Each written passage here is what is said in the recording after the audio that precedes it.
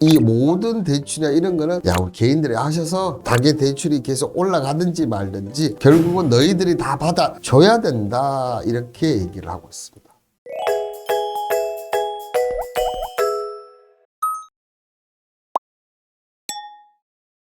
여러분들을 퍼스트 클래스로 만들어줄 방송 투자 캠퍼스 홍반장입니다. 자, 오늘의 투자 캠퍼스 강의 내용은요. 자, 이 미분양 주택수가 10개월 만에 드디어 다시 증가세로 전환이 되었다고 합니다. 정부의 일관된 대출 정책으로 어떻게 보면 금리 변화나 이런 게 전혀 없었는데 우리 정부의 일관된 부동산 대출 정책으로 인해서 이렇게 계속적으로 하락을 했었는데 드디어 다시 미분양이 늘어나기 시작했다고 합니다. 이 내용 관련해서 오늘 제가 여러분께 어떤 얘기를 드릴지 궁금하시죠? 궁금하신 분들은 일단 먼저 구독 버튼 한번 눌러주시길 바라겠습니다.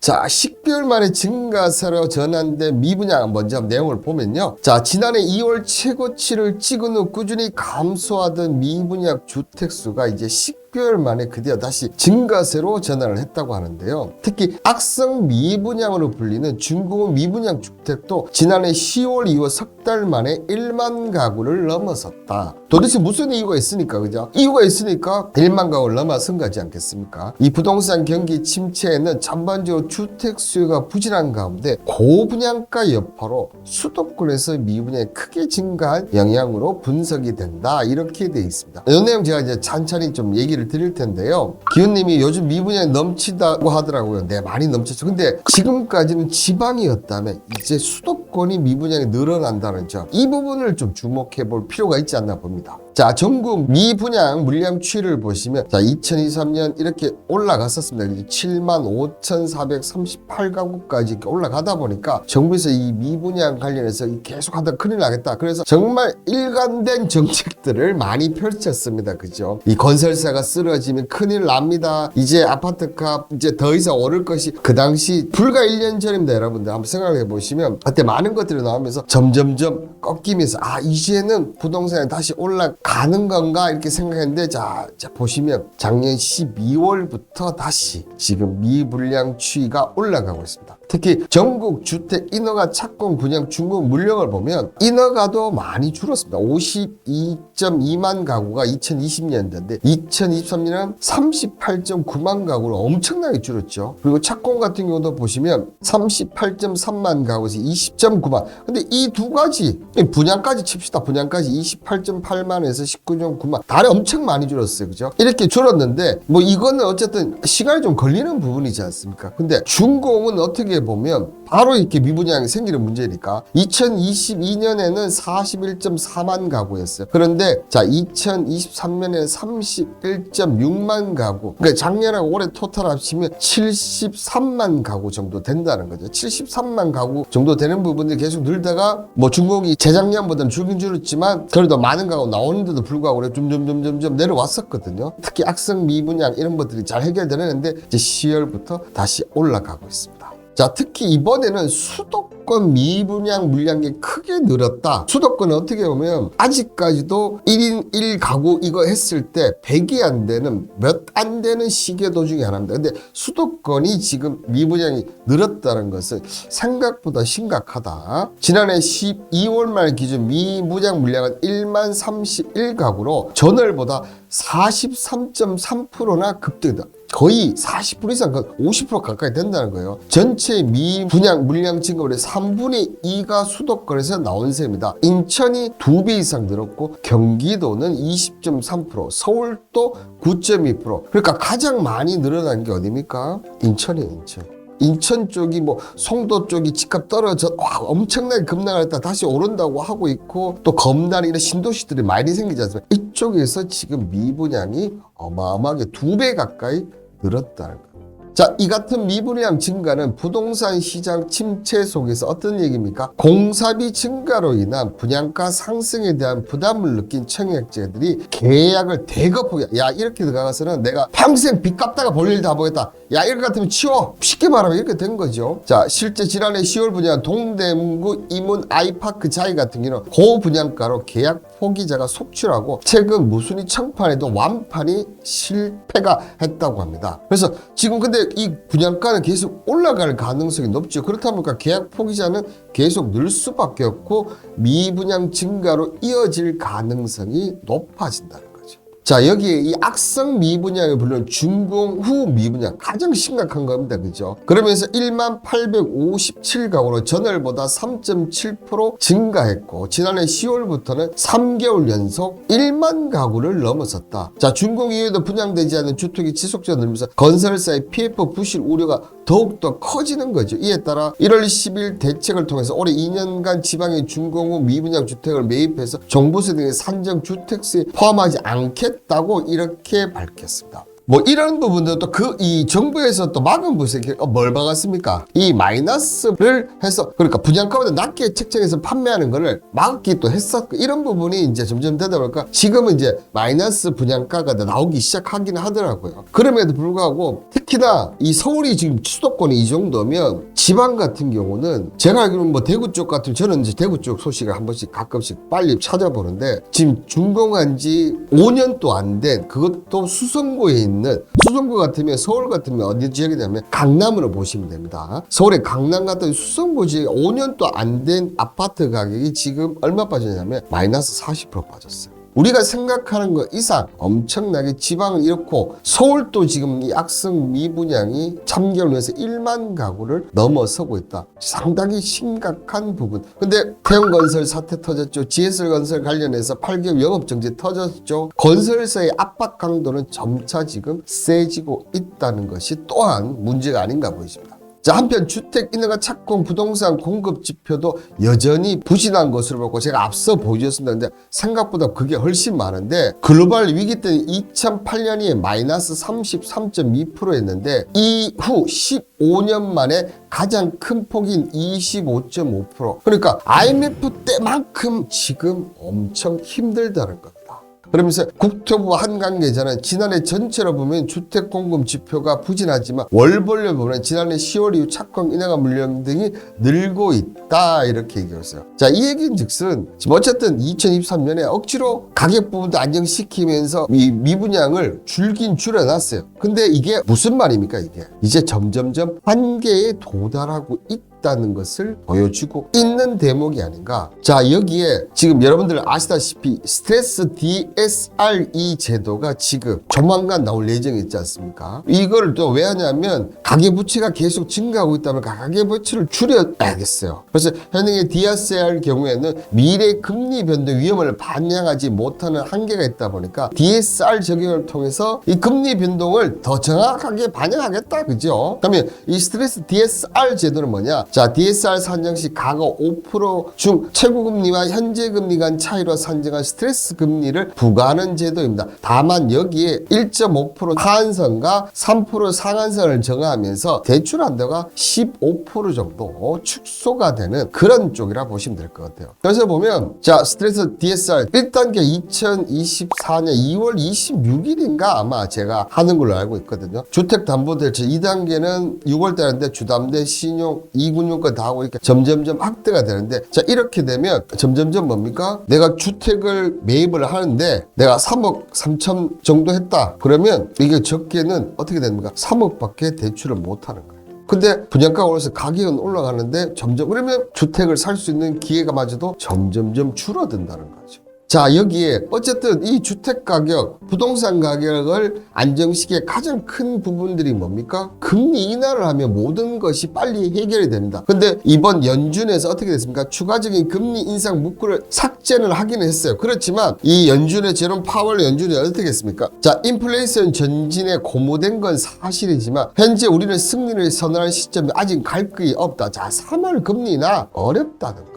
그러니까 3월 인플레이션이 여전히 높으니까 안 된다는 거고, 여기에 또 한은 같은 경우는 지금 현재상 우리나라는 솔직히 인플레이션 봤을 때는 내리지도 못해요. 지금 미국에 비해서 상당히 지금 2.8 그리고 뭐 3.2 이 사이에서 계속 왔다 갔다 하기다 내리기도 힘들고, 그래서 이 하늘에서 어떻게 했습니까? 6개월간은 내릴 일 없다고 얘기했어요. 그럼 6개월 동안은 계속적으로 어떻게 된답니까? 이 금리 체제 가겠다는 얘기죠. 자, 금리 인하는 안 되고 공사비는 자꾸 올라가고 미분양은 계속 늘고, 근데 특히나 지방이 아니고 수도권에서 계속 나오고 스트레스 디아스를 제도하면서 어떻게 됩니까? 대출금은 깎이고 집값은 계속 지금 떨어지는 쪽이 아닌가.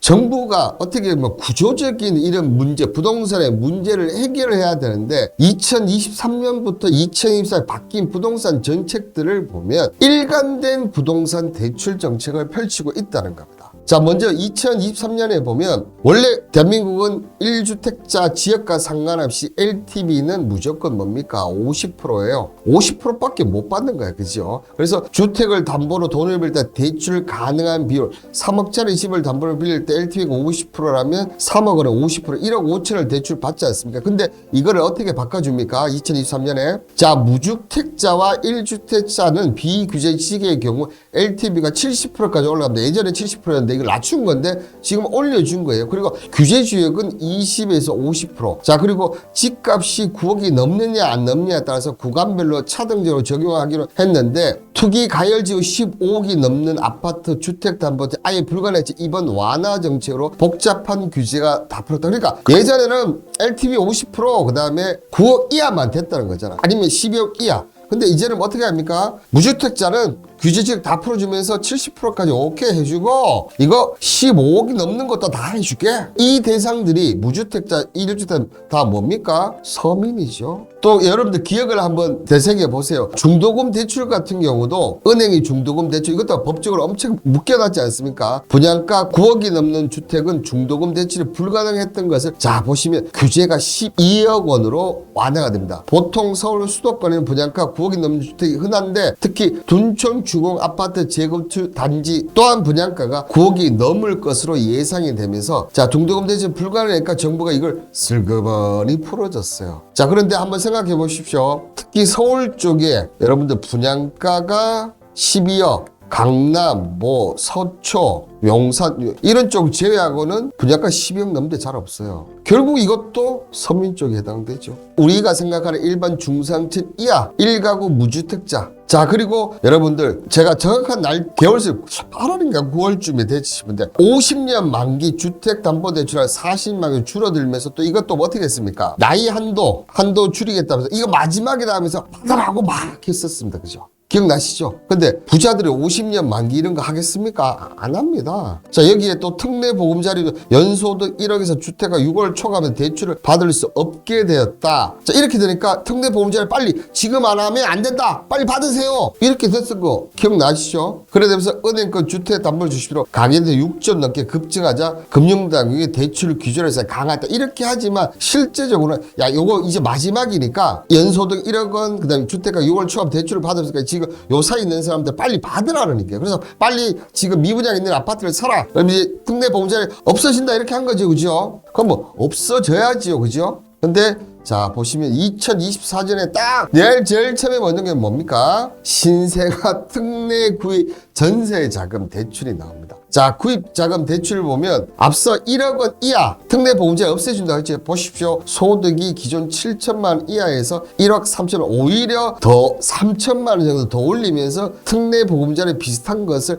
자, 이름만 바꾼 거예요. 신생아 특례 구입 하면서 딱 다시 부활시킨 거예요. 자산은 5.6억 원 이하, 대상 주택은 9억 원 이하, 대출 한도는 5억 원 이하. 금리를 요렇게, 야, 금리가 지금 높으니까 우리 금리 요렇게까지 낮춰준다. 너희들 신생아 놓는 애들 이게 출산 정책이니까 해. 그렇지만 실질적으로는 아니죠. 전세가 없다고 보시면 됩니다. 결국은 특례 보금자리 없앤다, 50년 만기 40년을 낮춘다, 나이 제한한다 해놓고 지금 이렇게 새로운 것들을 만들어냅니다.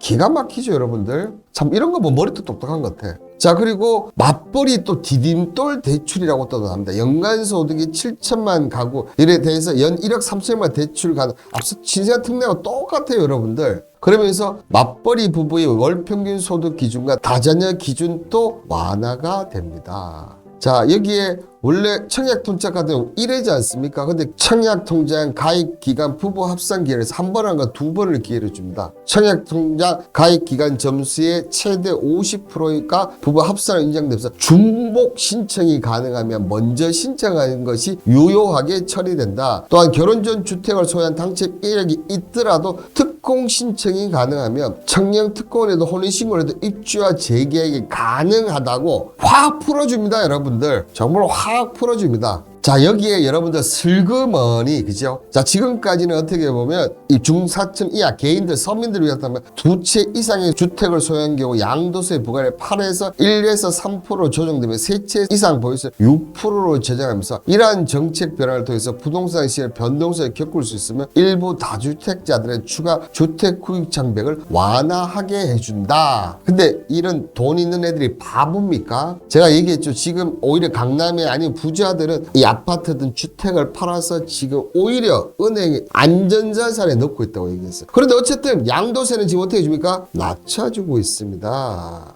낮춰주고 있다고요. 여기에 또 대출 또 많이 갈아타라고, 자, 작년에 신용 대안대출을 시작했다가 지금 이제 뭡니까? 주택 주담대 갈아타기 대안대출까지 하면서 야, 금리 조금 더 낮게, 야, 갈아타고 이거 해봐라, 이런 식으로 지금 계속적으로 어떻게 보면 정부가 지금 하는 대출들은 일관되게 지금 어떻게 됩니까? 부자들은 부자 감세를 계속적으로 해서 세금을 낮춰줘야 하고, 서민들도 일단 뭐 낮춰주긴 낮춰줘요. 서민들도. 그런데 대출을 계속 내라는 거예요. 금리는 낮춰주면서 대출은 계속 내라. 이 두 가지 일관돼. 여기 하나 더 한다면 건설업체들은 계속적으로 살려주는, 이 모든 대출이나 이런 거는 야, 우리 개인들이 하셔서 가계 대출이 계속 올라가든지 말든지 결국은 너희들이 다 받아줘야 된다, 이렇게 얘기를 하고 있습니다. 그러면서 저는 최근에 가장 안타까운 게 어떻게 보면 이 노도광, 노원, 도봉, 강북, 여기도 한때 이제 아파트 값들이 10억을 올라가면서, 그죠? 와, 노도광이 이렇게 될 수 있냐, 이렇게 하고, 특히 이 노도광에 누가 많이 갔습니까? 영끌족이 엄청 늘었어요. 영끌족이. 자, 그런데 2030 세대가 대출을 많이 끼고 구입한 지역이 많고 매매와 경매에 엄청나게 지금 나오는 거야. 근데 이거를 받아주는 사람이 아예 없다. 지금 또 뭡니까? 야, 더 떨어져야 돼. 근데 여러분들, 만약에 이 영끌족이 했던 부분, 만약에 10억짜리 아파트를 칩시다. 지금 뭐 한 8억? 안 산다. 이게 한 뭐 4, 5억 떨어지면 이때 낙찰자들 나타나기 시작했죠. 근데 이 낙찰자 누가 되는 겁니까? 다 부자들이 다시 받아가는 거예요. 이런 부분들이 지금 있다는 거. 근데 저는 지금 중요한 게 이런 것들이 점점점 이제 한계치에 도달을 하는 게 아닌가. 점점 이 부동산 정책들이 한계치를 저는 도달하는 게 아닌가. 물론 최근 1인 가구들이 많이 늘으면서 분명히 아파트 시장이 1인 가구 위주로 이제 갈 수밖에 없어요. 근데 지금 나오는 이런 아파트를 대부분 보면 뭐 85제곱미터라든지, 그죠? 100제곱미터, 이 부분들이 가장 좀 많거든요. 아직까지는 물론 이런 부분들이 크게 문제는 나타나고 있진 않지만, 만약에 이번에 금리 인하가 돼서 아파트 값이 다시 안정세를 지었어요. 근데 그 다음에 다시 금리 인상을 이후에 다시 내려간다. 그때 이유는 여러분들, 저는 부동산 시장에 새로운 부분들이 나오지 않겠나, 그렇게 좀 생각이 들고, 이제는 집은 소유의 개념 아니면 재산 증식의 개념이 아닌 다른 개념으로 바라보는 접근을 이제 서서히 해야 되는 시기가 온 게 아닌가, 그렇게 얘기를 드리면서 오늘 1강은 여기서 마무리하도록 하겠습니다.